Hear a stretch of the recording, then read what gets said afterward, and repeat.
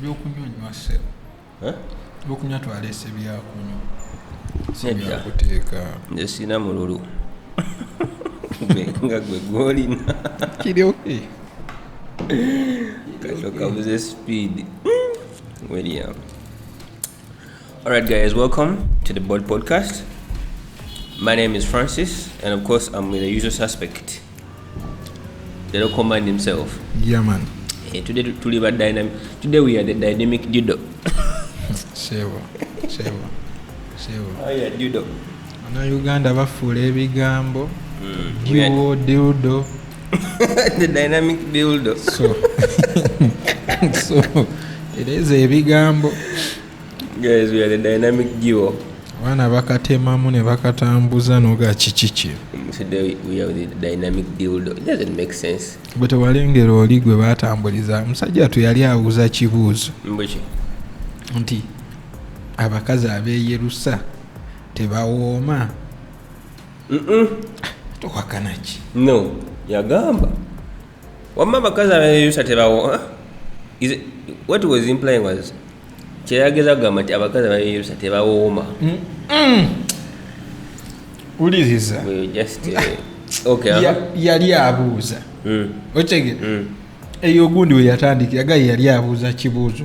Then nga bona awulira nti like the way they say onaveeyo.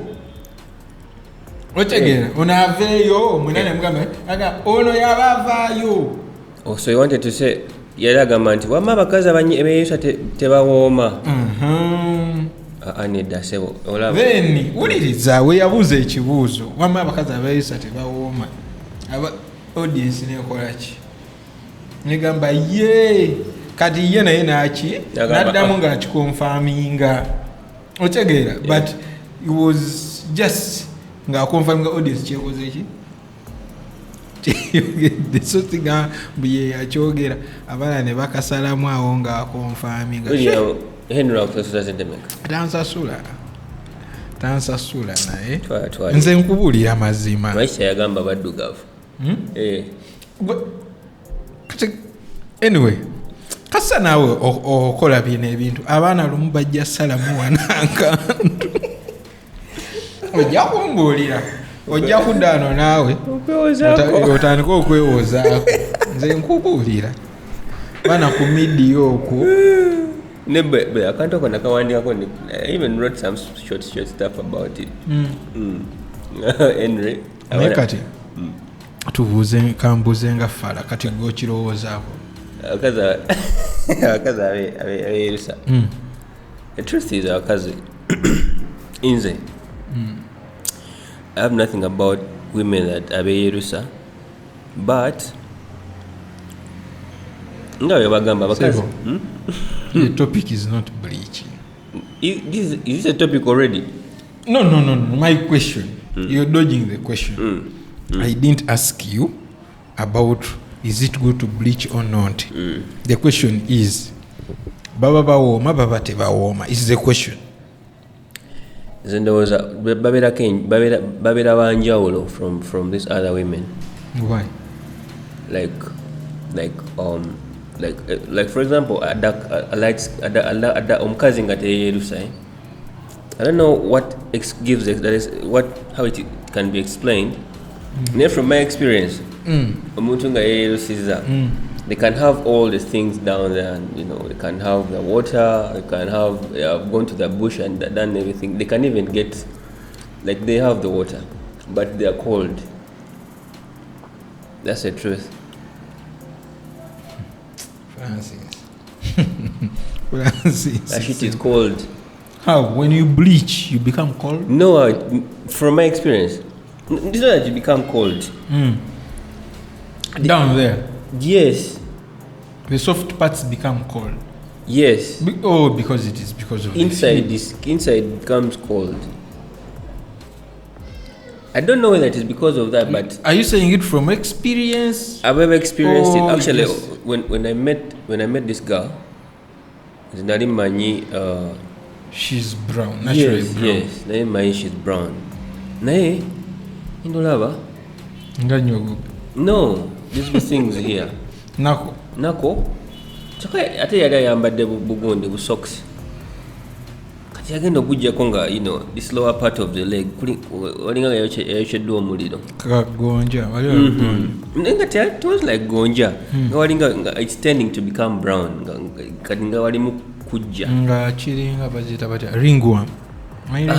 That's how they be like kati nemubuuza gwe so kyebigere plan ki kaye nze mmira amakerenda ag'okweyisa kyokka at first nalowindowooza ngeno yonna yaboobera naye boy those people that bleach omutunulira the skin ng'atangaala you can literally see the veins. Yeah, and the little temperature yaabwe omukwatako bwati it's not the norm abeeramu olunnyogoga.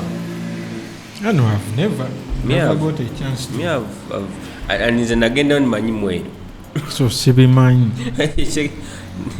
technically nagenda na muntu muddugavu so sigenda kumwirako ate era genda maaso okineerabiza ekyo kyoyogedde. Yeah, but the truth is black is beautiful. I wish people knew that. Yeah, yeah, black is beautiful, but at the end of the day, reality tevaawo. Brown people are attractive. Do you know that once a brown person akuyitako bwati noba tonamwetegereza, but since he's brown you're forced to look back. Yeah, to look back and see what's happening. Ekyo badde okimanyi? It is just human nature of sort. Or maybe it is effects of this colonial inferiority complex. Yeah, those guys batuyisizabo. Anyway, all guy yangamba tetulina kwogera na ku racism. Right. Ina kwogera ku racism if you're one of those people. If you're one of those people asooka nga bw'oba oyoza engoye osooka kwoza ngoye za white. There's a black as it just same. If you're one of those, never complain about racism. Yes. Okay. If you're also one of those, right, so and so has died, right, and you look for a black outfit, we are racist. Now we are racist. At first, najirabanga joke, but when najirowooza kenyo najirabanga it's valid. It is valid. Era nze nowadays mbiteeka wamu oba biguba ne biguba ebimanyi oba white oba biki ebimanyi. But I feel like, is racism a crime? Yes, it's a crime. It is.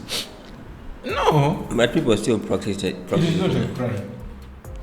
Yeah, because sometimes no one has anyone ever been in prison for being a racist. No, so I don't know whether it's a crime or what. So it is just a bad act.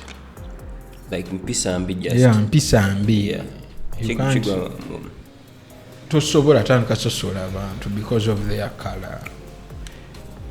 Lwaki ososola omuntu because of the tribe. Lwaki I think nze okumalawo ebyo byonna ne tunakola tutya ne tukwata placards what I think the best way is intermarrying those people. Light skinned people. Yes, whites, what? I think tukole ekikwekweto like as a generation of black men towasa mu ggwanga lyo. White people. Yes. Tugende twezaalemu tujja tukanga tetwesosola. I don't think because abantu I think bw'owasa tugeze omuzungu azadde muddugavu the mindset changes. Actually, yeah, I agree in terms of people believing that actually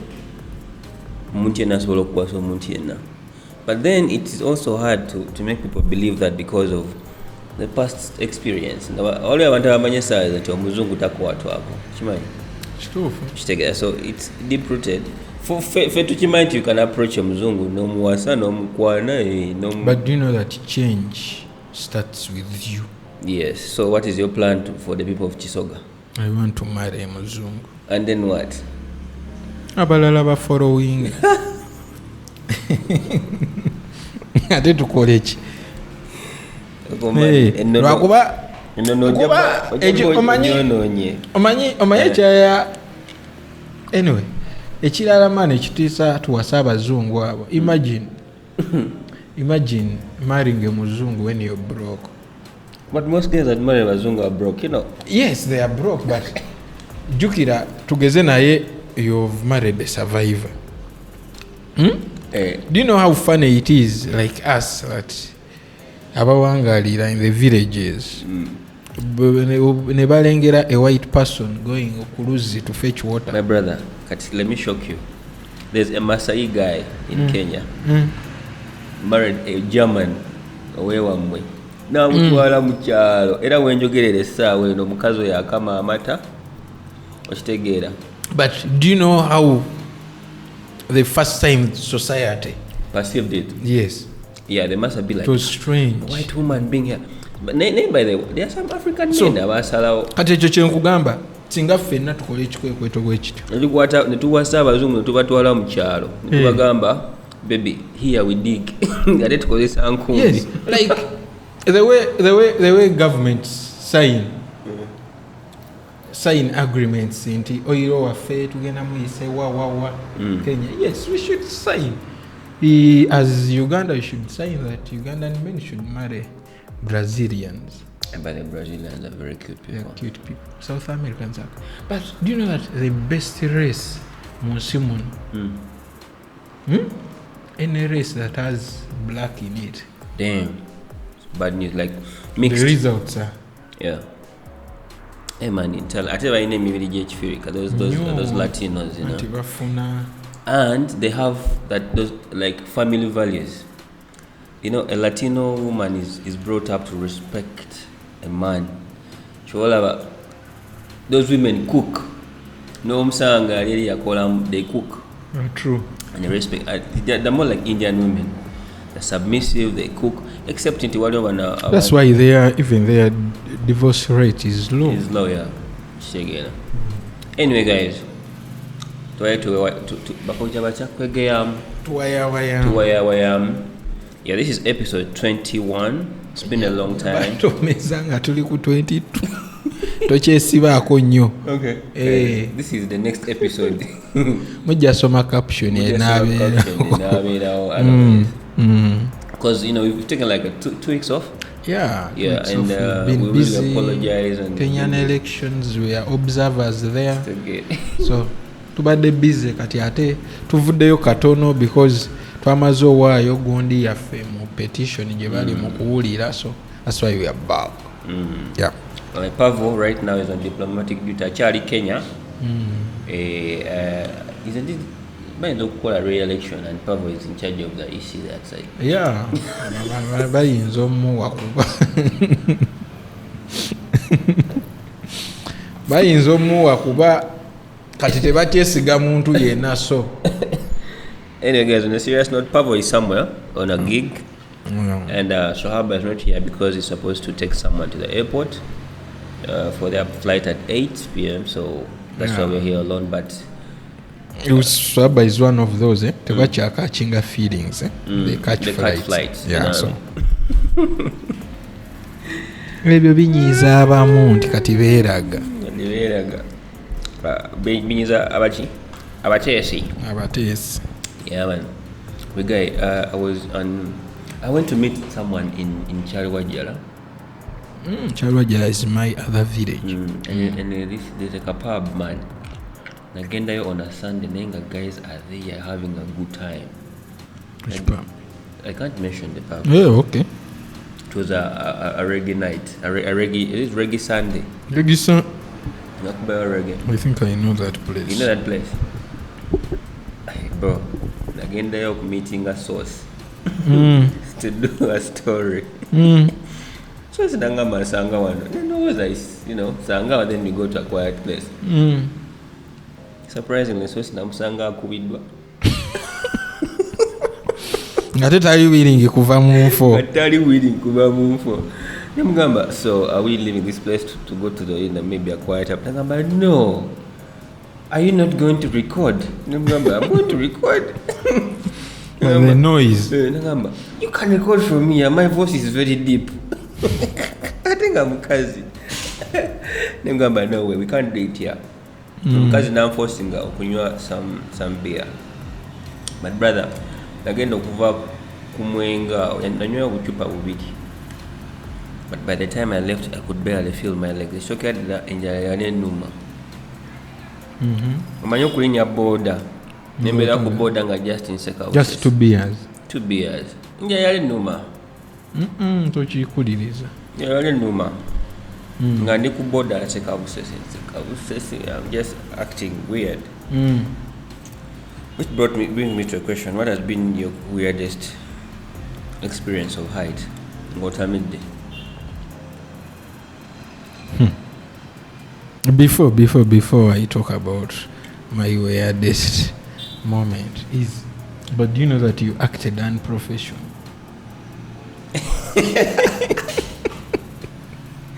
How? Taking the drink from the source? No. You're a journalist. Journalists, we are always told not to do anything under the influence. We are like drivers. So what you did was, how? Like, it is against. Under what influence? I did the interview. Beers. I did the interview and after I came back to take the beer. Oh, you did the interview and first. Then Yes, even though wasn't that a bribe? Bribe how? Bribe so that you write a good story. 2 beers. Yet you had to judge. Yes. Because that is what you could. If you call that a bribe, then my brother. We've seen people taking a bribe of 1K, 500, and you're saying a beer. I'm very sure that place the beer is like 5K. No, it's 7. Don't you see? Yes, 14,000. That's a bribe. That is good. Write money. a good story about me. Yes. Okay.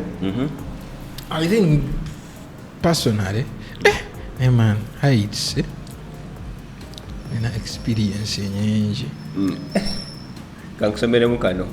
Guy said, they asked the guy, what made you quit weed? The guy said, I watched the whole movie on mute and started crying because I thought I was deaf.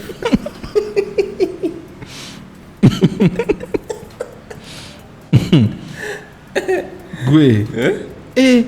By the way, I've ever taken that thing. Weed? Yeah. One time. I took that thing. Time to go home. Everything I could see was, how can I say, magnified. What does it mean? Chiva like chiva chinene. Yes. Gwe. We reached a certain point. I was with Pavo. Now, where did you take it from? We were in Chiwatule. So we had to jump a certain trench and cross the bypass. Bro, the trench looked like, do you know these? I don't know.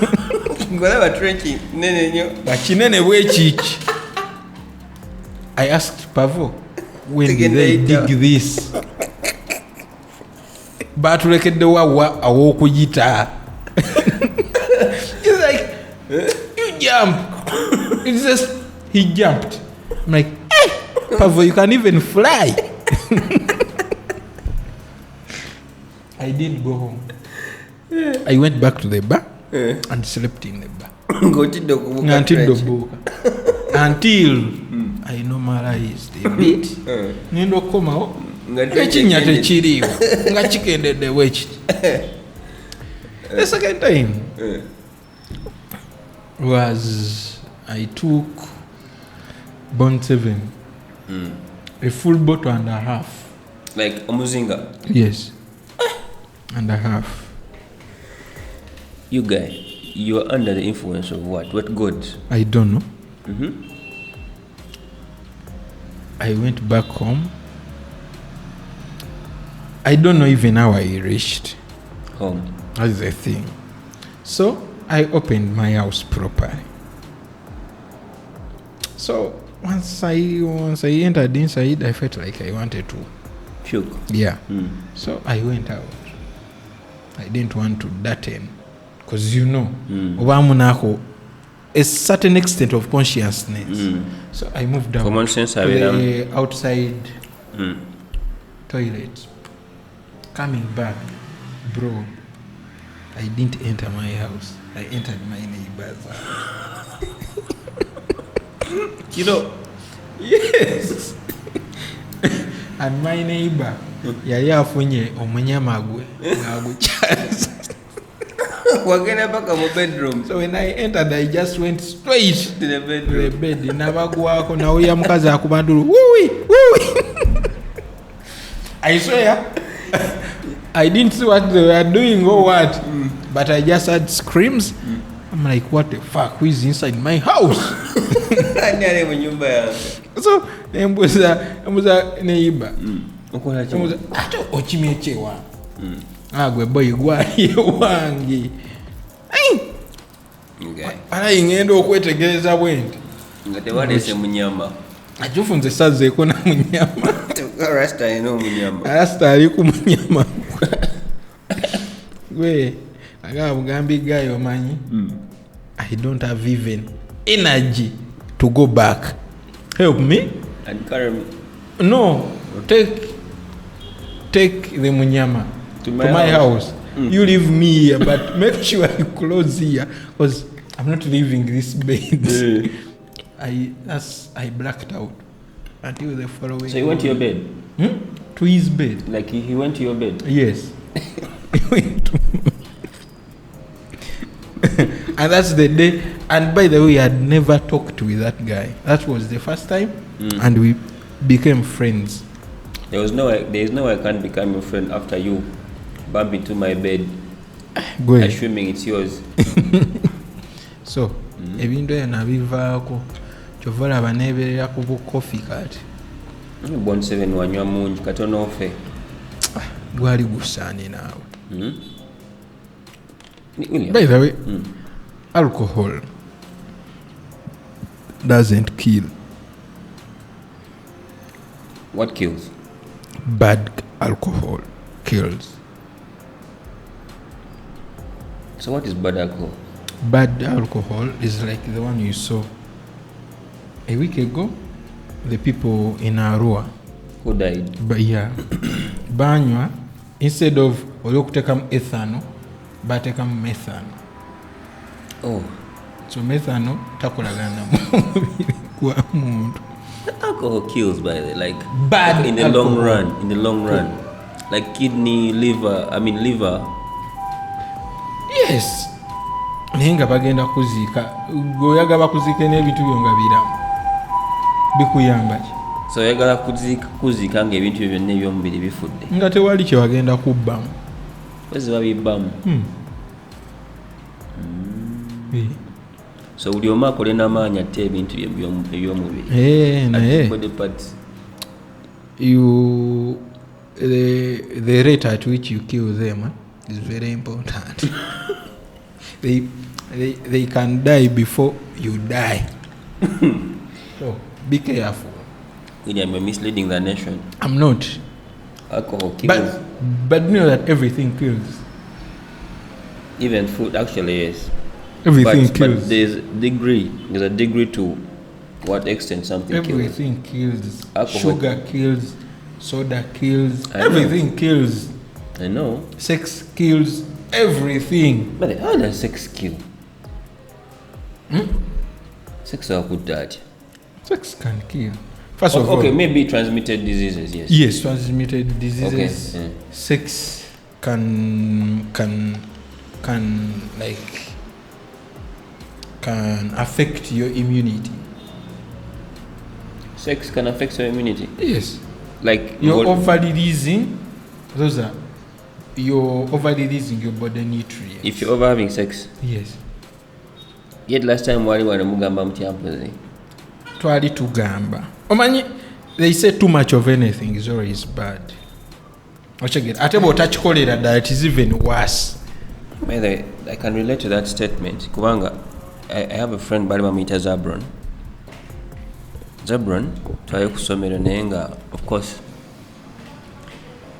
as an offense twazibuukanga naawe netufuluma mmwe esaabuuka. yes so nga Zabron agenda ebweru twali mu single school at Zabron yo obulamu yalinga omufumbo nga buli Friday Saturday Sunday abagenze ba mukyala oluusi nakuba oluusi nakuba paka Monday naye trust me Zabron gwe nalaba nga ajja ku ssomero reporting ne Zabron yaddayo ewaka waliwo enjawulo. First of all empale yali egwa, he was having a lot of sex akamula. yes kyola nsaasira nnyo abantu abakuba sex buli kanaku akagira nona afuna omuntu nayagala omufiirako. Sex is very swaba nkulamusizaako nkubuuzaako kubuuza ebikwatagana noono byayogera nkujjukidde obujukizi nga nkubuuze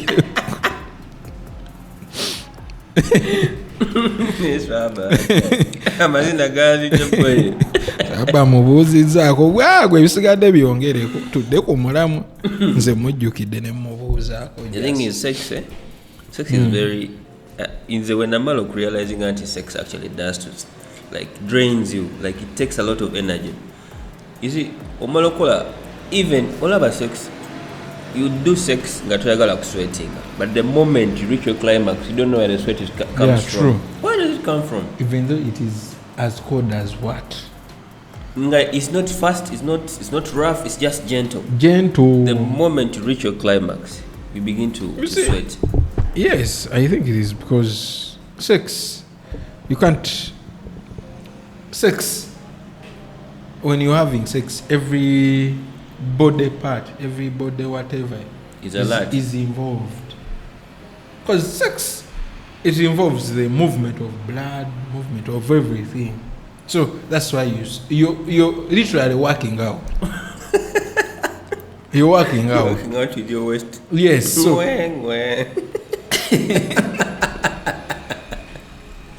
so sex, man. It's together. My sex is like a demon. Do you know it? When you want the sex, you don't want to think. Toga kuloza ku kirala. But the moment you finish, ojjukira ti mwana. Adde nkola bikibi. Deadline ya assignment ya leero.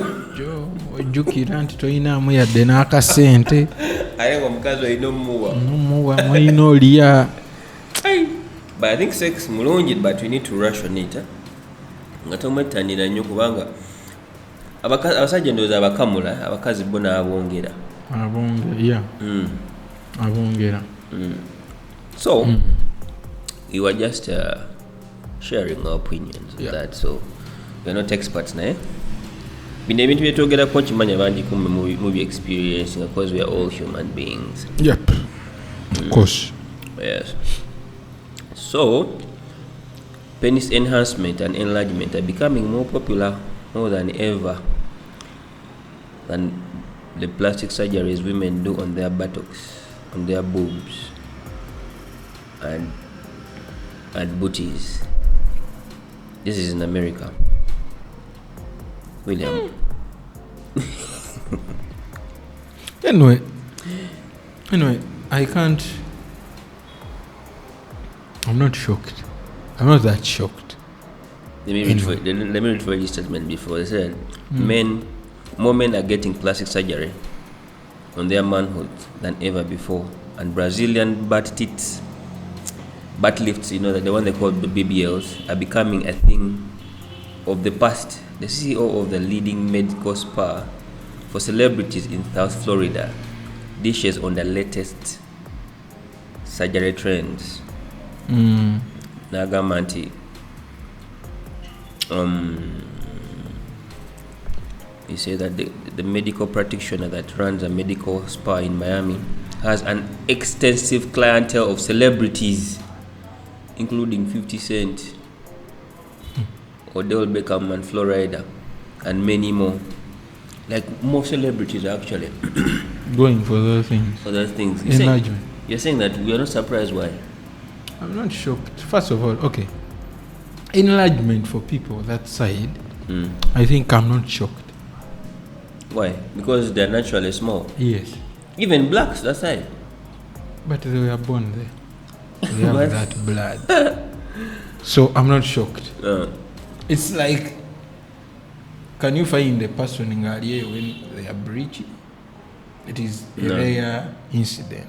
So when it comes to enlargement, I'm not shocked. Yeah, because here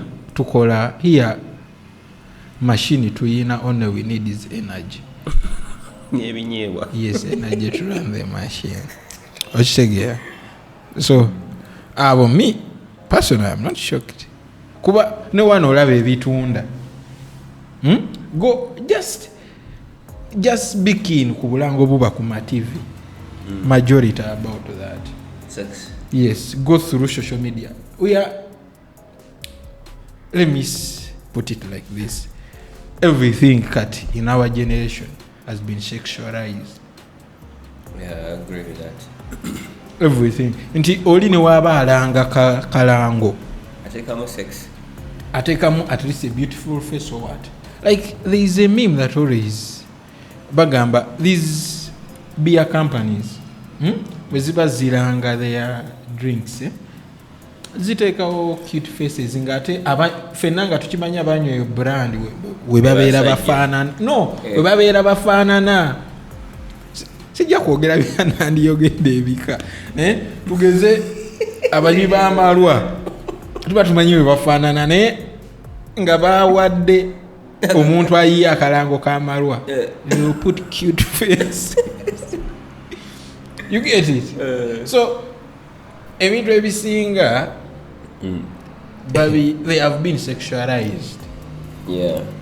Ochegera even ne bolaba gundi za universities they got those cute faces. Yes. Everything. Yeah, so Ochegera kati ebyo bino ku graduation bakuba bifaananyi by'abakazi bokka abanyirira. It is very hard to your someone point is right. Like even events go to, for example, ku rhymes and cross and rhymes. Bakazi bifaananyi bimekera abasajja byewalaba. So Blankets and wines. Gwe ebibyo bisigala n'eyabikubi. No. Waliwo ne baali balayira nga Museveni alayiza abajjaji abapya. Yes. Abasinga yabateka mu group photo n'alonda mu there was a cute judge Namuteka kamuya namufrontinga nga apostinga ku Twitter Museveni nemmanya nti ngoza jjajja wake gali mu kirasi emmanya sebo ne jjajja abitegeera ejjajja ebintu abitegeera. He knows what branding is called. Yeah, so since society kati tuli bwe tutyo such things are common. They are not common. They are supposed to be common. Of enlargement. Yes. Do you know that nowadays ebintu ebiri abunoma ate abantu bebatigisa? Yeah, actually. Kubanga kati these guys they want big guys with big what? Big penises and stuff. And you know, I've watched some. There's this thing they call it's the pranks, prank channels. There's the in prank called the Kukumba prank. You know, man, almost bulisawa you find something like that. There's a guy who got a Kukumba. It was this long. Put it there, so the woman noticed it, and she was so excited. Ajilaba, it's like I wish I. Yes. And you're like, yo, this is the thing. Take our you know, so, and it's all because of I think social media has played social media and the music has played a big part in how people perceive certain things. Yeah, true. Because now rap music, or for example, female rappers will talk about having men that have big Yeah, true. And I've even given it names like BBL, BBWs, BB, Big Black, right, tombuza nze BBDs, manyi kadongo kamu. BBWs, things like that. So society has really been shaped by, I think, social media and then the music. Yeah. N'abantu beboogera basenga akajiiko osimanya akajiiko akatono atalina akajiiko katono alina akajiiko katono jangu tukwongereko. So women also be like you can't come to me if you have a small kajiko. And I believe it's also becoming common amongst men here in Uganda. Wano bensinga olaba nga bwe nagambye mashini bayina. Bosinga olaba maanyi ga kisajja. Bade maanyi ga kisajja includes the level of it's about longevity. Yes. Have you ever used the aphrodisiac? Yes. How does it feel like? I've ever been lured to using it. What happened? I will never. You killed someone almost. Yes. First time you and I almost died myself. I got a weird headache. A very weird headache. Okay, I always get headache, but this one was weird. Like after 6 nga hours. gundumira muno nga nakabimira. Ochegera ate nga eyakampa yamenyerako bwe kati kuba namugaa sebo nedda. We are drinking. Nakamenyerako bwe kati like a quarter. Which brand was it? I don't know. I didn't even ask. But bro, sagana binyumya kuba. I felt uncomfortable. Like immediately? Yes. I felt uncomfortable. That when I went into action, I felt like it wasn't natural at all. Seemed like I was a machine. Terminator. Nalinga Terminator. Do you know that when you're doing that thing, there is that bonding that comes? But here I felt like I was on a job.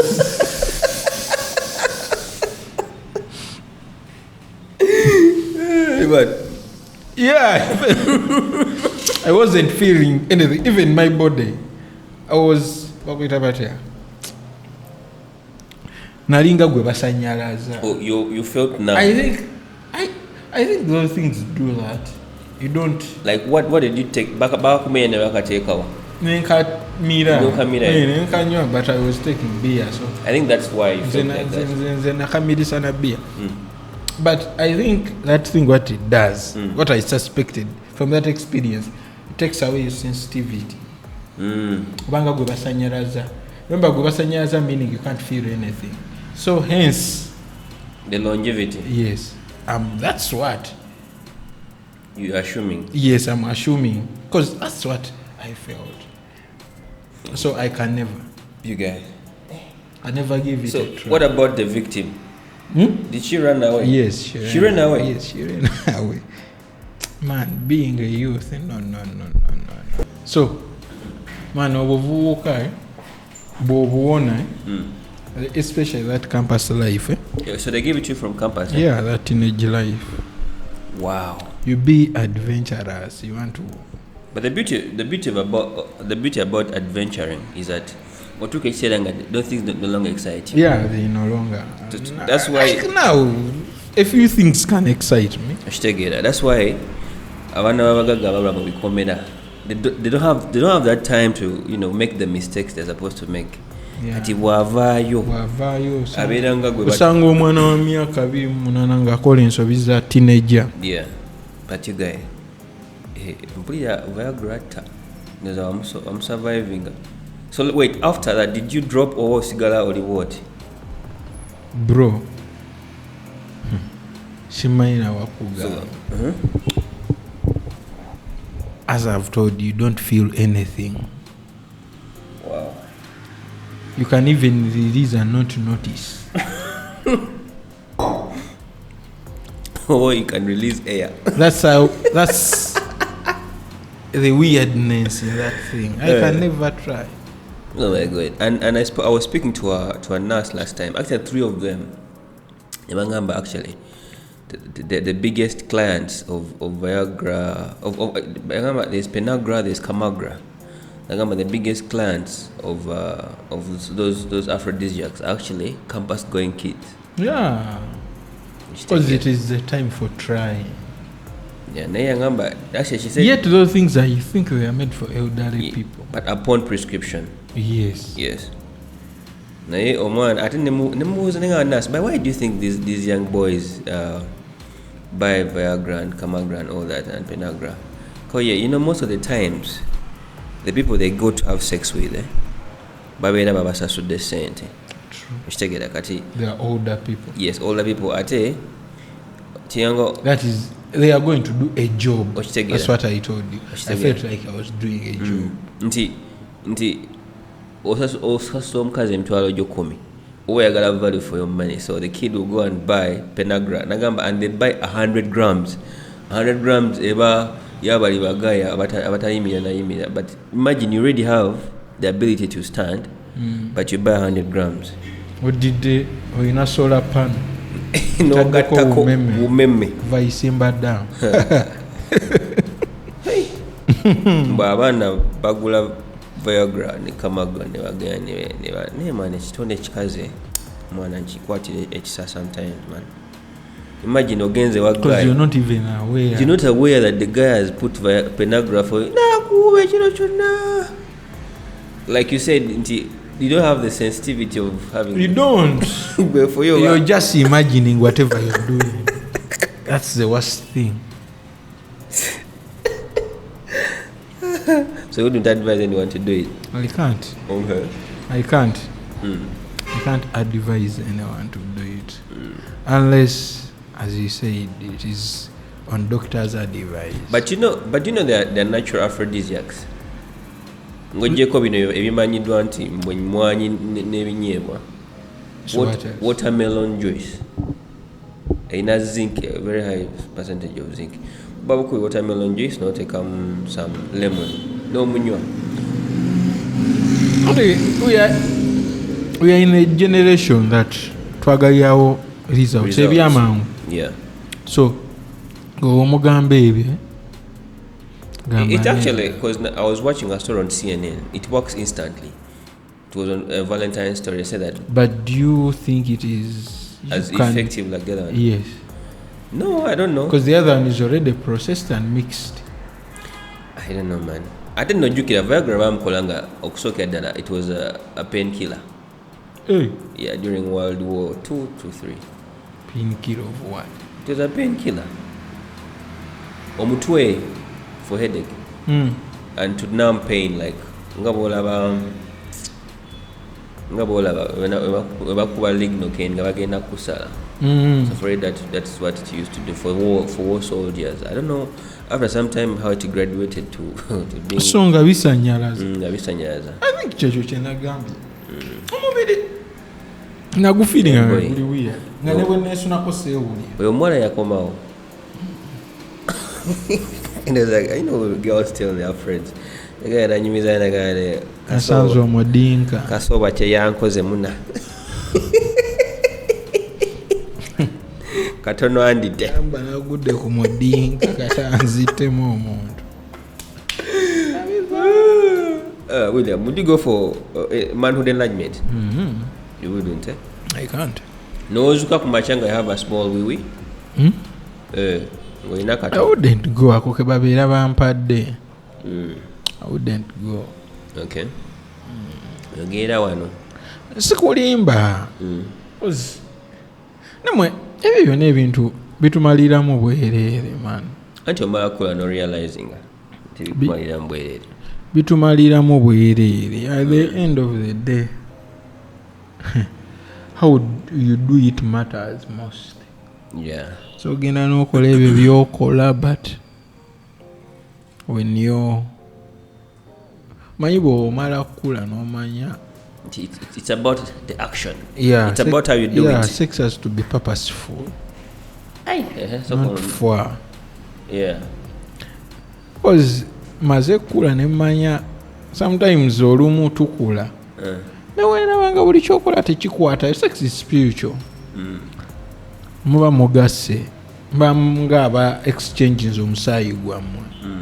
So that's why olaba oli afuna ebizibu olinaga man, when I got that woman I got money, when I got that woman buli kimu nekitabuka. Okitegeera. So sex a joining spirits. So yeah, I've had that. So ate when you're still young, bwe bakigamba you can't, you're like bano bali kuki. Yeah. It's just soft parts joining.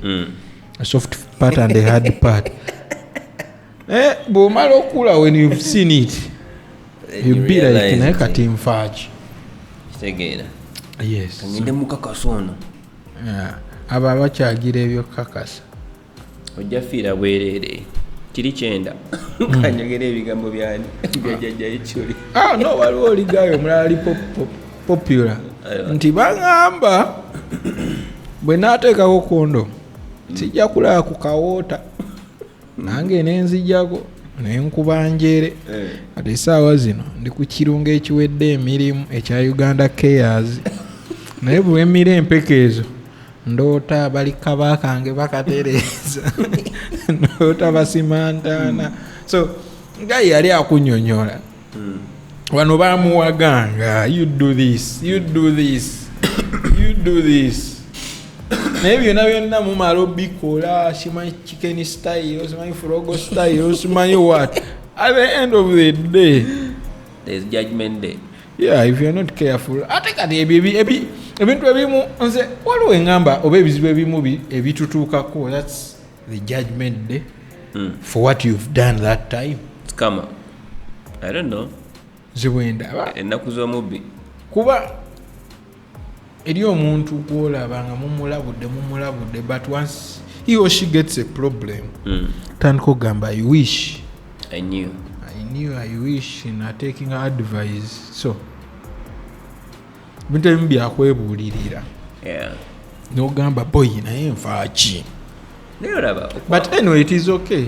Okwambala is not expensive, by the way. It is not, but nze nkizudde ekisinga oleeta obuzibu. It is very hard okufuna abantu, two people, a couple, ne mukkaanya on what to do. Really? Yes. Sango munga yagala live. Ngoma yagala teeka. Actually, I'm talking about that thing. I find it weird when a woman tells me to condom zimusiiwa. Muzimuwunyira bubi. Yet batukoledde ne ziri flavored. Bro. That's a red flag. Nkudukirawo. So, naye kati you think a teenager can turn down sex? A sex plot? Like nga wamuwadde. Hey. So anyway, you know what? But naye waliko bwotyo. Yeah, I know. Yeah. So we shouldn't judge them. Yeah. But they have to be careful. Of course. That's the thing. Of course. But naye waliko moment when you are not careful nga wakola aizulu. Ekijja kijje. But by God's mercy mukyaliwo. Oli. Yeah. So you guys need to be careful. True. Actually, I was talking about the sex thing. I read somewhere they say that up to 73% of men paying for sex are not using condoms because they trust and are emotionally connected to sex workers, according to a UVRI report. This was in the Daily Monitor. It beats my understanding how actually if you, because me, I've ever had interaction with those sex workers, they actually tell you that for them they're much more safer than the common people that have sex. Because here Gambanti, they can't have sex with you unless you're protected yourself.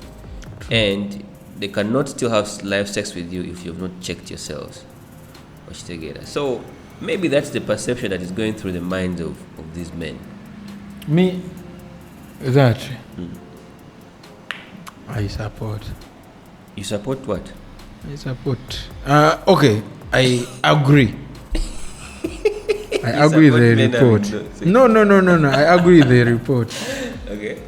Because you see, those people. Me, I've ever moved around. I did a certain article about, but for it was about the Chinese prostitutes that are in Uganda here. Wait, the Chinese prostitutes here? Yes, we have. If you go to those casinos. Actually, in Tinder as well. Yeah, Is that? But most especially in casino. Eh. I've ever done. And I have ever done an investigation about how they operate. So, nagenda kune mubano. Abali nomo. Yeah, abafe. But me, I was more of the pricing and what. That's what I was. That was my target. Whatever my parameters were about the pricing. So, nabiraba. Those guys, since they, should I say, entertain a lot of clients, so they are very strict. They are very strict about what you're supposed to do. You're not supposed to touch here, you're not supposed to kiss, you're not supposed to do this and this. So, the report says that, anyway, that's the reason men find them safer. You go with that? Yes. But once you have a girlfriend, these days, waliwo enkola ya tugabane. Sometimes oba okimanyi, sometimes oba tokimanyi. Because why am I saying that? Boba, there are some people that know I'm dating a married man. I'm dating a married woman. But they still go live. Yeah? Okay. They still go live. Even when they know that the sexual network is there? Yes. And they are very okay. With each other? Yes. But remember, okay, if it is me and a married woman and we are okay, remember me also have a girlfriend. And you're not sure that this married woman is having you as the smart wire alone. Yes. Now munyizamu olumu, so she might have an alternative. You see that network? So tandiko jikirikingamu. What if one does a mistake? So it's better to have a prostitute. Network nga bakalangirira, it is exiting Uganda. So you're saying it's better to have a prostitute? I'm not saying it is better. I'm because showing you cases why the report is accurate. Also, it's like it's better that the thief should know. Yes. Than when you don't. Very true. Very true. So, nze. Simayina kumanya cause you can't cause bw'ogamba nti kituufu percentage tuyinza okukoma ku podcast ejjanga kati erinnya eri munnaye nti but what prostitution we all know society it is bad and we shouldn't trade our private parts. That is true. But why people are more comfortable with those people is amanyi kati tutuse twagala nnyo convenience and comfort. Convenience and comfort. You know, I want sex. Bw'otandika okwana, they will make you move for a month. For what? Ask you money for data. They ask you what without any return. But ekyo kireetera abantu okufuna that stupid imagination that they make and buy. I call it stupid because buying It has never been good and it will never be good. Even the Bible says it. But, and you can never justify. That's the thing. The reason for buying. Yes, society-wise, you can never. Yeah. But money-wise, you can justify. Okay. Yeah. So, nayenga society yo ejasigange tukola ki? To judging. And it is, as a report, I think it is an indicator how society will say. I think that is the broader perspective. That's the broader perspective, but it also gives you an idea of the picture of what is happening in marriages right now. You cannot tell me that a man can trust a prostitute so much that they can have sex with them as opposed to their women. It means there's a certain level of building a trust to take obango in a relationship. No more. True. So that means these men are actually building better relationships of trust between themselves and prostitutes. But do you know what causes that? No. In fact, they should make divorce as easy as possible. If we had death, do us apart. To be vehicle. Do you know why you are trusting that prostitute? Amanyesa zonna nsobola move ako. If you get any misunderstanding, if we don't agree, I move on to the next person. Now one totally could death will do us apart. That thing has kept people in bondage, in violent relationships. Yes. So they end up, they just share a home. Yeah, like naturally you find that they don't even sleep in the same houses. I mean in the same room. Yes. Tukuzabana and what will society say? Yes. Actually, speaking about that, yesterday I was like at work and I had my editor speak. He said that women today can actually be in a marriage. They know that it's over. It is over. But they will stay there. And then he gave an example of a scenario of in his village where he himself, he knew that the marriage between that lady and the man who was his friend was done. But they were together. But people didn't know. But they slept in the same house. But what surprised him was when the guy passed on, the way the woman cried. I mean, the way she mourned was as though she missed the guy so much. She loved him so much. And it was like, man, have I missed something? She was still in that keeping up the appearances. Mood. Yes, because it was like, I think these people would sometimes think like, hey, what if the parents say that I'm the one that killed the man? Yeah, do you know that if you don't cry when your man dies, yes, questions can... Like this lady whose husband died recently. Yeah. People actually people think she's the one that took the guy's life. So man, people are really pretending in most of these things. Yeah, pretense is everywhere. And then easy. Just walk out of the damn thing and have your life. Yes, but that's why in Zimbabwe they should make it as easy as possible. You know that in the coming years, tugenda mu state marriage. Ebintu ebimu tuli colonial laws. Yeah. You are bound by those laws. Yes. So nga bakyusa the Simanyi Road Act, Simanyi Traffic Act, because society has changed. So they should do the same when it comes to, and I think that's why I buy into Pastor Semper's idea of creating the Ministry of Marriage.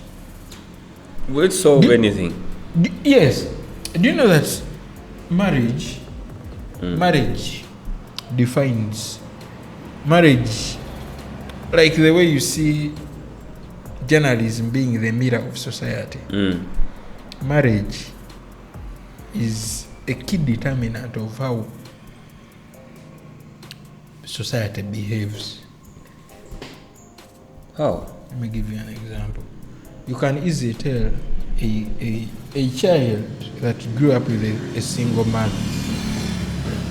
You can easily identify a child that grew up with a single mother. Yes, and a single father. You can easily differentiate. The way we differentiate people that went to single schools, okay, mixed schools, like if you find a kid, like olaba ekintu ekikutuukako when you're young,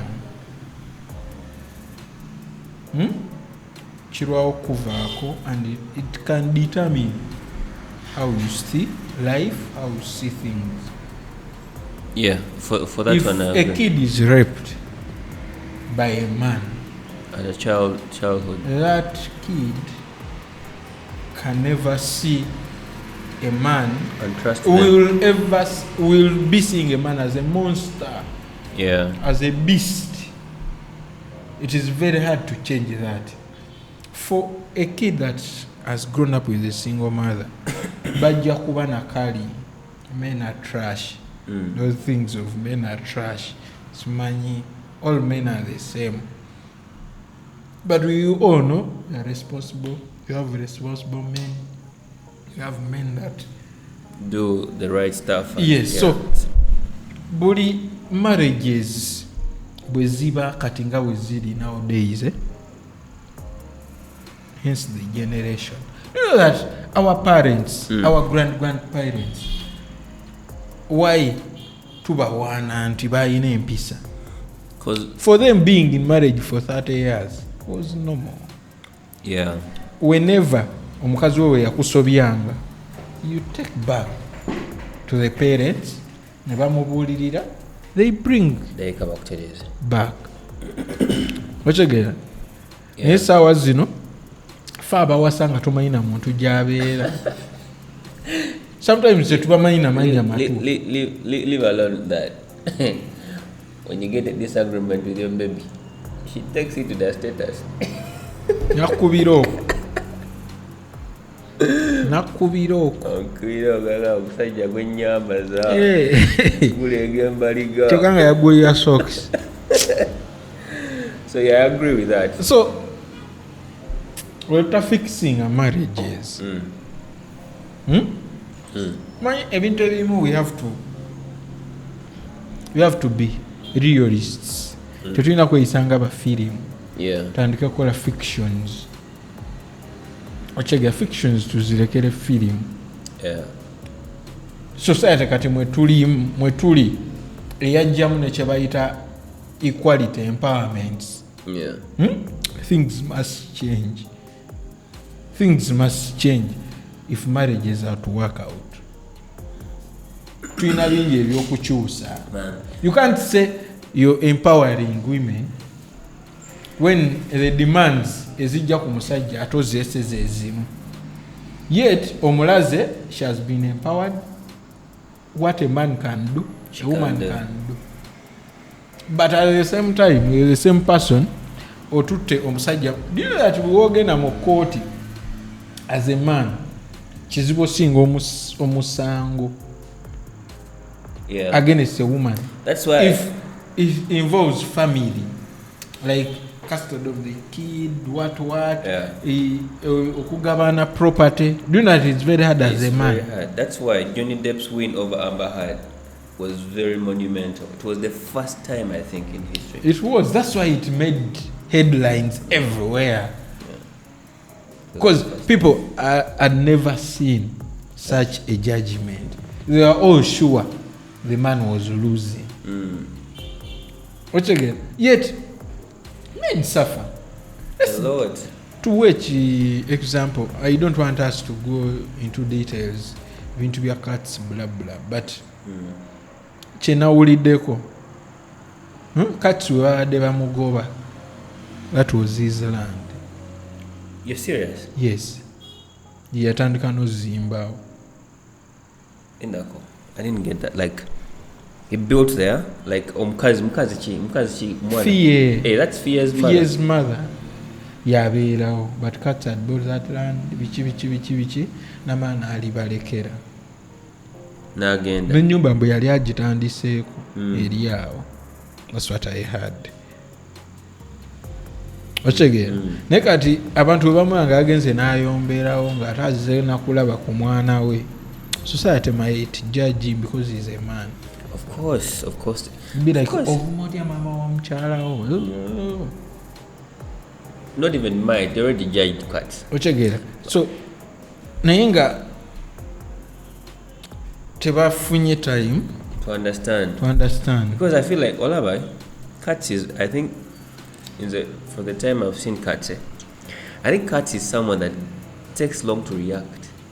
But by the time he reacts, bwavaayo he has tried. aba ekyaye. So any mother that reaches that extent, Gogamba Nazala, that's like confronting your mother-in-law. It means you've tried. And for a Muganda man to do that, just know. He has tried. Akoze buli kimu. They heard that he wants to go to court, but I feel like he will lose. Yeah, because nga kiri kyenkugambye tukyali ku mateeka agaki agaba Britons. Yes. Wanga, from the knowledge I have about custody fights, first of all, back to Nolida, but we need going side. Like, do you have the capacity? First of all, only the mental state for you to bring up a child. Let's take it like omwana so mukwata bulungi, omwana omukuba akuba omwana mukambwe. If they realize that okuba omwana oli musajja mukambwe eka okomawo saa musanvu ez'ekiro. But even women beat. Yeah, women do the beating. Okitegeera bukomawo saa musanvu ez'ekiro bajja okukwata kati bagamba omusajja abeera mu bbaala abeera mu bakazi. But abakazi tebabeera mu mabbaala, tebabeera mu basajja. Inequalities, yeah, kyenkugambye amateeka galina osooka okyuka tusobole ofuna balance, because buli we tugamba nti twewala obufumbo boy obufumbo bukola kyamaanyi. Toyinza kungamba omwana akuzibwa both parents anafaanagana n'akuzibwa omwana single mother oba single father. Me, have been brought up by a single father. Yes. Oyina byokola ebitali bya bulijjo. Ngachi. Tosobola kumufaanana. Ngachi. Me, I'm a very humble man. I'm very understanding. Because not striking a balance. So I'm not understanding. Yeah. How? You have that men on top. How do you know attitude? That? I didn't know that. Tekati kinetaagisa abakuzibwa ba single father mwina men on top. Abakuzibwa ba single mothers women on and I'm top. not understanding. On what ground? No, you can be understanding, but you have that. You like a man is supposed to be a man. No. Yeah, a man is supposed to be a man, of course, but when? Yes, na himo mujisusa nefe tuchimanyi when and how, because twakula tulaba how the mother treats the father and how the father treats the mother. Negwe eyo balance wakula tojiraba. You don't have to I feel like okumaya balance between a man and a woman. You don't have to have been brought up by two parents. Bro, kubanga obirabyeko nze nkubuulira. Badde ngenda kujega, that's why you're single nenzijukira nange naye. I didn't am single. I know, never. I think the thing about people that are brought up by single fathers, and so abantu bafuna perception into a mentality ya men on top is because when you're brought up by a single father, you start learning things the hard way, and sometimes you get that imagination, I have to just use women and then live my life. I don't think so. But I think you just want to chagala bikutawanya. nada ebikwatagana n'abakazi. Nakyo kyenkugambye, you go use them, you come back in. No, you don't use them, but the thing is, when you try to do things with someone and nolaba nga tebijja okita, you give up. You're not tolerant. No, by the time, I want to believe that buli muntu, by the time you give up, you've tolerated to some extent. You cannot just be like, I've done this, I'm done. No. Maybe those, I don't know how those operate. There is that stupid entitlement and what that some people have. Like the way they say, like the way there is a certain meme I always see. You're too beautiful to suffer. Gobomazofuka prostitute. Either going to suffer. Private parts are the ones that are going to suffer. Actually, someone explained something about that on TikTok. Nagamba, a woman was saying, why do men, end up marrying average-looking women? Mboko never zireka. Then a certain man explained and said that, average-looking women spend a lot of time working on their inner beauty, while these so-called beautiful women spend a lot of time working on their outer beauty. So when the man goes to the average-looking woman, he finds that her inner beauty is none closer to her average looks. So the man chooses her average, super duper inner looks over her average looks. Yeah. So when he eventually takes her home for marriage, he will now want to go and beat the other one with super looks, but with what? With average inner beauty. Yeah. So it's just that he just wants to experience the other life, just for the time being. Yeah. Which take it and then go back to the what? To the permanent stuff. Which take it, and that's what most kids that are brought up by single fathers look for. You know that? Yeah. Yes. I agree. We are told to look for the real woman. So I don't know what you're taught. Anyway. For us, we strike to the bar. You ugly looking. Wow. I want to read to you some story about what are you making? Mobuto nga tuve Germany. Anyway. So kati sibijjukira. Siddangamu. I think the funniest thing, or the most risky thing, or the most alarming thing that can ever happen to you is having pilots sleep. Yes, pilots okay, this happened on Ethiopian Airlines. A flight failed to land after pilots reportedly fell asleep during the flight. The story reads, two Ethiopian airline pilots are believed to have fallen asleep and missed their landing during a flight from Sudan to Ethiopia earlier this month. The incident took place... Just from Sudan to Ethiopia? Yes.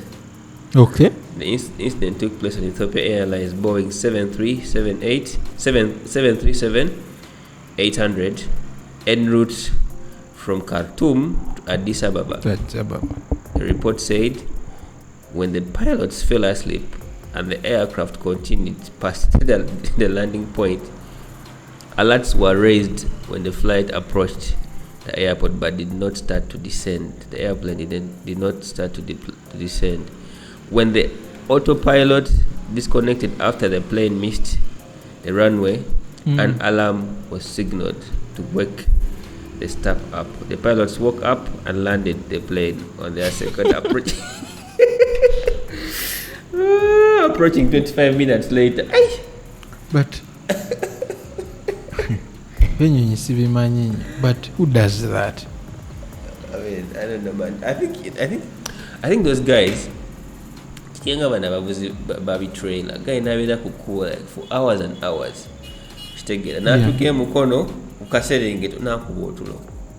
oba jam mu jam ne yafuna moto nawa thing ends up. So I think tanko kuba ngombe. Yeah. What would you do if you realized that your pilot is asleep and you're supposed to land? Naye gwe ebyo ebintu byemu bwebyo ku firimu zendabye zintiisa n'olingi Enyonyi actually kuba enyonyi the rate of surviving is in negative so almost bro man. So bw'olaba I think we should go back to Chososo Boza. Abagayi bakola how many hours? Yeah. Because olaba wano, but Ethiopian Airways is one of the best in Africa. Yeah, they have the best food, they have the best services. How come it happened to them? Because zimbade ngenda kubuza tuddeyo tulabe on the management level. Are they paid well? Come on. Are they given, like, you cannot make someone to fly for 12 hours. I think who does that? I think pilots are one of the most well paid people among the yes, most in everyone webawa CEO wa Uganda Airlines million maker abanagala ne muyomba. Was he a pilot? He was a CEO. Yes, but yaba ategerera gundi eyo. That was unreasonable money, yeah. Naye nga ate yali afuna more than that. The one they sack. It doesn't mean kati on air she has her own problems. Ofuna otyo omulimu nga to present is ebipapula. But is that shocking? Mu Uganda mwetuli. Listen, it's not shocking, but where? Airline ojirunning nga toyina ebipapula. Yes, but all pilots were qualified. What are you saying? The pilots, because Senyonyi said the pilots had the qualification. No, by the way, let me tell you, Ochimanyi pilots cannot fly that plane if the administrative structure is fake. I can be, just my thing is to oversee. What does it take to, the CEO, his job is to oversee. If I'm very disappointed in you, William. Ask me why. Let me ask you, is the president the most educated man in the country? No, but he has experience. Even this woman has been in the airline business, I saw, for over 15 years. Which airline was she running? I don't know. But now, even Senyoni confirmed that. With and what? That was her defense. She has been in the airline thing for years. No, let William, or journalist. Yes. You're taught that when someone says something, you do what? You confirm. Yes. So but Senyoni confirmed. Senyoni is a journalist. Who is Senyoni? He's a journalist. Is he the epitome of truth? No, but he's a journalist. Let Senyoni bring facts that she was under this airline. She was running over at such a time period. I don't know, but so I can't believe that. They showed experience-wise, you're meeting a gundi. Where yeah. I don't know. That's the thing. That makes don't compare Museveni and Monsiko. You know what it means to lead an army, to take over power in a country? That's leadership itself on a different level. But do you know that there are some people that are naturally leaders? I don't need any experience. Are you saying this woman is a natural leader? No, I'm just telling you. I'm just telling you. Do you know that some people are naturally leaders? I know, but not what I'm telling. My point is, William, Olaba, structures guide action. Yes. Together. But do you know that when we structures zizeneza wansi zonna nenzija nga nzizimba nga ziri eno waggulu ne bwenteka y'abanywi ba chai. Kizibu. You cannot have good structures and then end up hiring fake guys. You know what it takes. That's why those mistakes that that other guy was talking about happened at Uganda Airlines. Because structures are there, but supervision. So he's supposed to supervise the CEO. No, like she's not supposed to provide, but she has to make sure that things run as expected. William, I don't have to school you on this now. No, kati gwe bagambye nze eri ebintu ebimu byendaba, so speaker parliament yaba asinga okwogera. Kati for you, you're interpreting it in a layman's language because you're a speaker. Because I'm a local man. Can you be a generalist? Byonna mbigasi nenkubuleetera ekyo ebintu ebimu William mwana I don't know even what to say naye nze nga bwendaba because if someone says you're meeting the experience gy'oleese nange nenkuzeeyo I don't see any problem, but if she doesn't, then there is a problem. So whatever William singa bwe kyali, we shouldn't focus on our education, whatever. Listen, singa bwe kyali William, singa who is the most experienced leader person in singa bwe kyali singa Katolo Bwama is the baddest actor in Uganda because he has the experience. He would be the best director in East Africa because he has the experience. But it's just beyond experience. You have to prove that you never do Abisoma. I mean, not even, but you have education background. So why don't they employ people like Babu, people like Mukula? Exactly. Actually, Mukula would make the best aviation expert because he has flown, he has the experience, he has his planes and all that. But as you know the system. But Mukula is part of the system. He's part of the system, but being part of the system, you also know that waliye ebyana n'abaana. So Mukula ki? Mukula ki kakyana. Stega wocha. Anti ya drone. Abaganda babakunamidde. Abaganda? Ngani akunamira Abaganda? Omusajja kisa kya Yesu. Yakunamidde Abaganda. Lwabuta sakuve kusiima obadde otya. Yakunamidde Abaganda babakunamidde n'aba people power ne Bobi Wine yenna with the Kabaka as well. I feel like this is a contentious topic to talk about, but since it was majorly, like entirely the talk of the nation throughout the week, I feel like it's inevitable to skip it. I mean, it's inevitable skipping it. Me as a local man, let me simplify. Ekisoko yo guy teyakunamidde Baganda.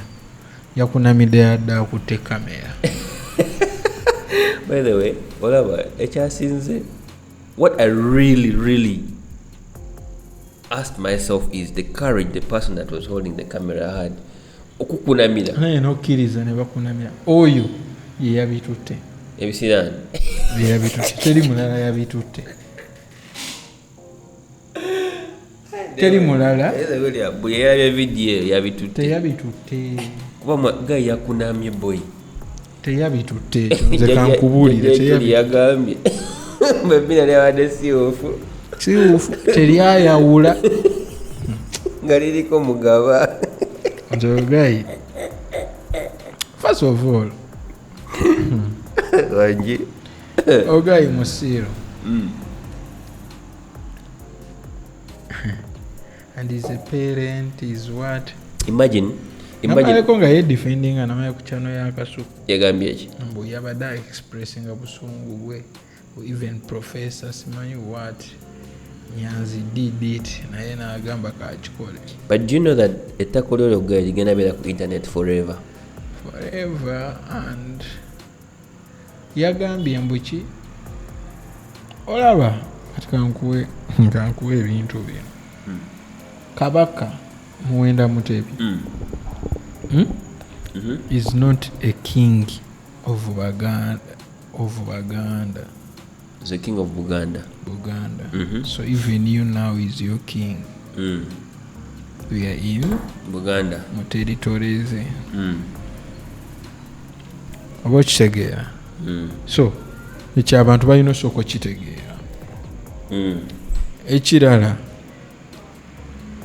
ebintu bino nze simanyi bantu bwe bajajinga bintu. How do people know that abakomenti nze baganda be basese? It's just ignorance. Another thing besides, I think people are focusing on akantu akatono. Akokunama. Akantu oyo just oyo mutumbaavu. Tugende ku nsonga eyaviiriddeko ekyo. Yenkulu. How many generals have died? A lot. How many reaction yeno ebadde kuba meka? Wait. I think it's the first one. Yes. Why lwaki tetufocusinga why? Actually, that's the thing. Kuba I think bino ebintu bwe biteba wake up call. If we want, yes, that's what I was telling people. Eba wake up call twetereze oba buli omu yeekube mu mutima.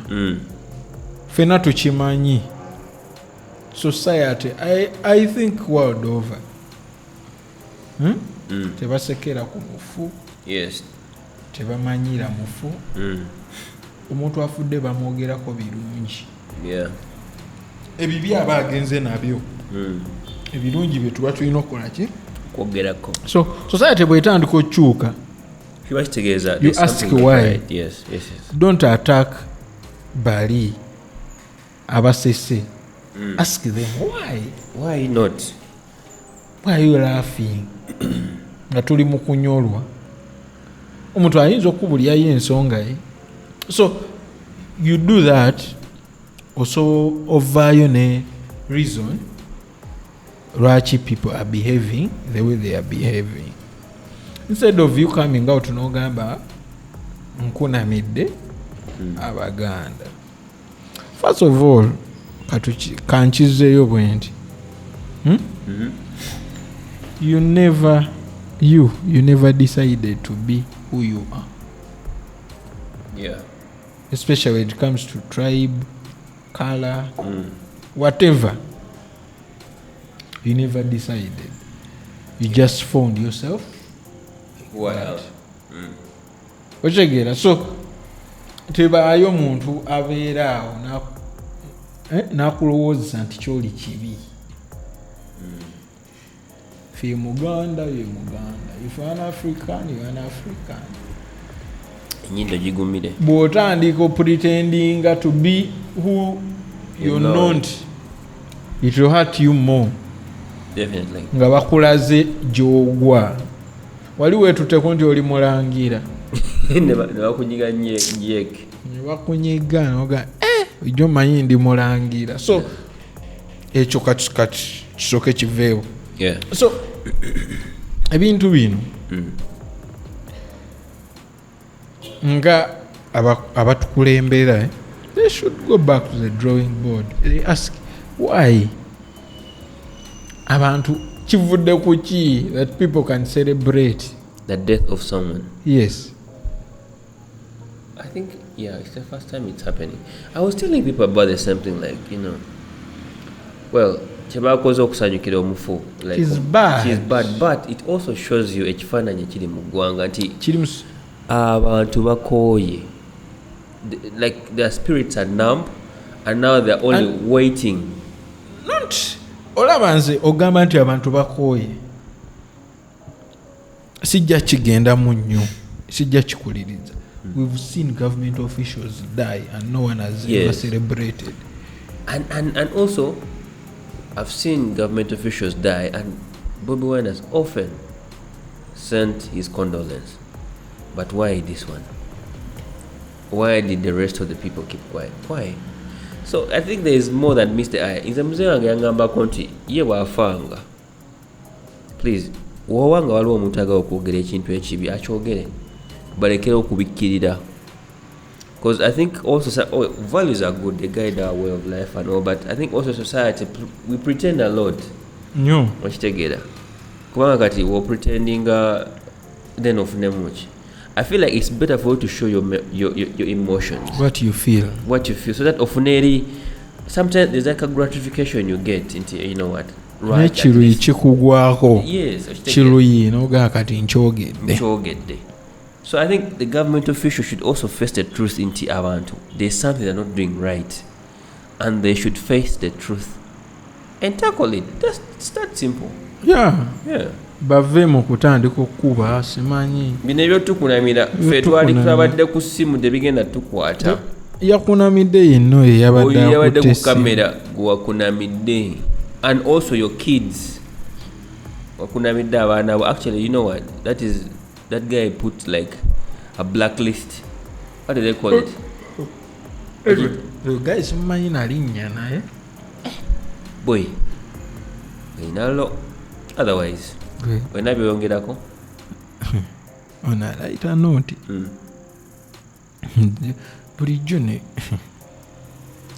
bulijjo manyi omulembe gwakyuka twambala boxer kyali abambala nika boxer ya guy boxer twali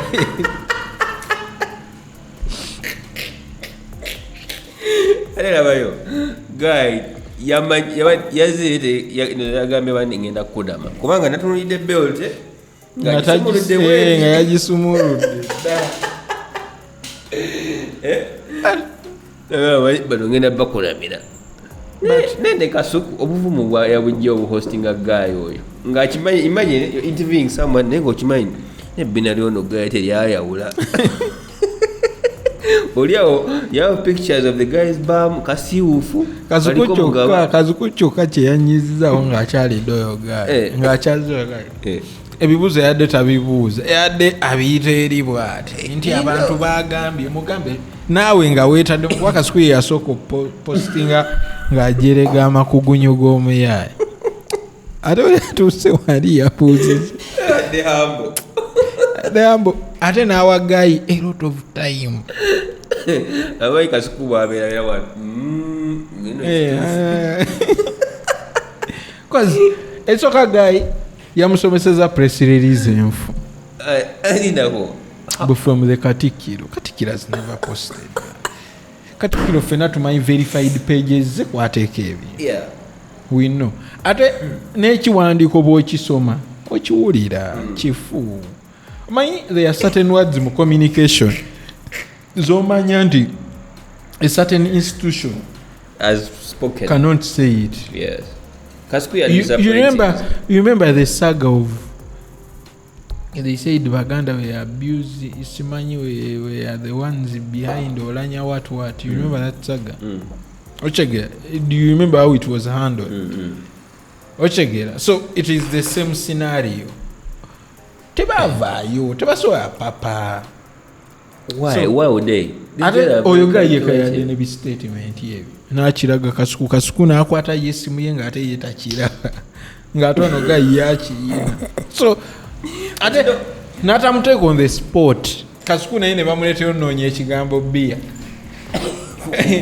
ku cupa nga tagirabako nga naye takiraba naye nga emabega eriyo excessive drinking of alcohol nga bakulaga ne there is even a percentage of alcohol written on the bottle. Sijja jogerako bakama bange bagikolera jogerako but nagaye ne kasuku atidde bwati tayina na taswana teka guy ekyabadde kasuku ku interview eyo that guy's aura of power wali abantu which public figure would you love to meet? Tamale, what question would you ask? Would you love to ask him? Maybe mbajaga manye. Njaga nyumize embozi kuzabakazi be. Njaga nyumize enywaye. Ey'omwenge. Naye so mubuze ebibuuzo ebyo. Bwe musanga sikiwa kujawo nga nange nsose enywamu. Trust me, that guy, it goes back to what I'm telling, the aura of power that people have. Kati kyabadde kasuku yakimu ate that guy oba omuntu yenna asobola okukunama bw'atyo. Yeah? They are capable of doing anything. But Kasuku has handled weird people, like. My friend, this is a guy that is connected to the state. True, what you know, Kasuku, yeah, and that's the guy that beat Junior Tambale Mirund, right? Allegedly. I think he came out and confirmed. But on Kasuku's interview, he said he was joking and they are friends with Junior. So Kari Kabadi. So I don't know. But you know, going back to Kasuku's case, Kasuku yatia. Omusajja kunamira mu kamera. Akunamira. Do you know what it means to kunamira musajja muno nga kutte kamera bwoti? Yali akutte kamera musasira. Sabo nekimane kyetugamba buli yalabe video tugende wa mama Fina atonaza ekibisira.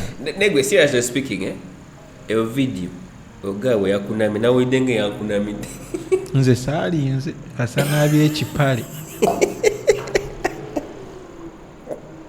Enzijjako